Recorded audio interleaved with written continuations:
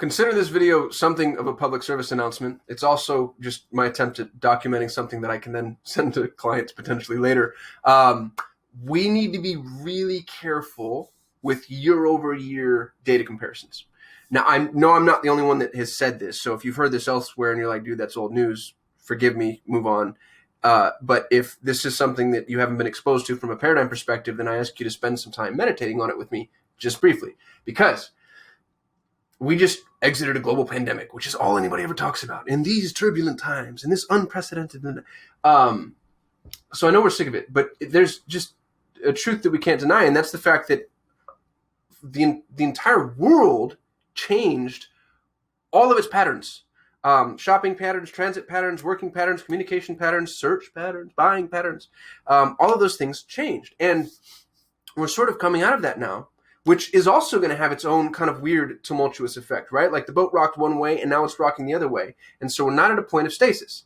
And so when I'm having conversations with people and we're attempting to do YOY comparisons, year-over-year comparisons, which is not a bad thing to do. That's actually a really solid practice. And, you tend to do it either at whatever the reliable benchmarks are for the cyclical nature of your industry. And this is actually coming up because I had a conversation with a client who their industry cycle kind of closes about now towards the end of June. And so their whole thing was, well, how do we compare to last year? And my whole thing was, that's not an adequate comparison, positive or negative, because last year was insane.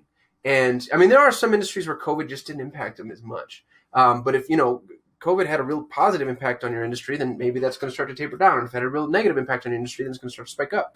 And I think this is really important because generally speaking, we use previous data. We use the past to tell us about the future. We use previous data in order to, make prognosticative adjustments, guesses, strategies, whatever.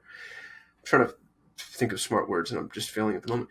And right now, I'd be really cautious. I'm not telling you to Alamo up or hunker down or any of those things. I think that you should spend into successful ecosystems, but I definitely wouldn't use year-over-year comparisons to, try to build a trend line and then live inside of that trend line. I don't think that's where we are right now. I think that, I think the analogy that I offered up earlier was actually pretty good. Rocked one way, it's rocking the other way, and then we're going to find a point of stasis.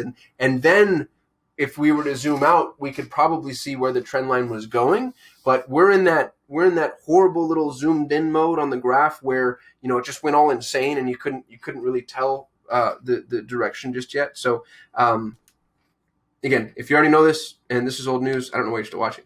But if this is new to you, then hopefully that it's helpful and you can already see the impacts and you'll be able to take that and apply it to your business. When your cycles are, generally speaking. And I would just ask that you be careful about year-over-year comparisons. I'd also ask that you be careful about any impacts to the cyclical market that you saw, in the last 12 months, 18 months. Just because I don't see those carrying through with any degree of predictability. So, and if you're a client and I'm sending this video, then forgive me for being passive aggressive. But I think it's better to have a narrative that is already pre-stated, so you don't think I'm making something up on the spot. Hope that's helpful. If you're watching and you like my videos, I shoot one every day, so you can subscribe, and YouTube will tell you when a video is up. Otherwise, I'll see you tomorrow.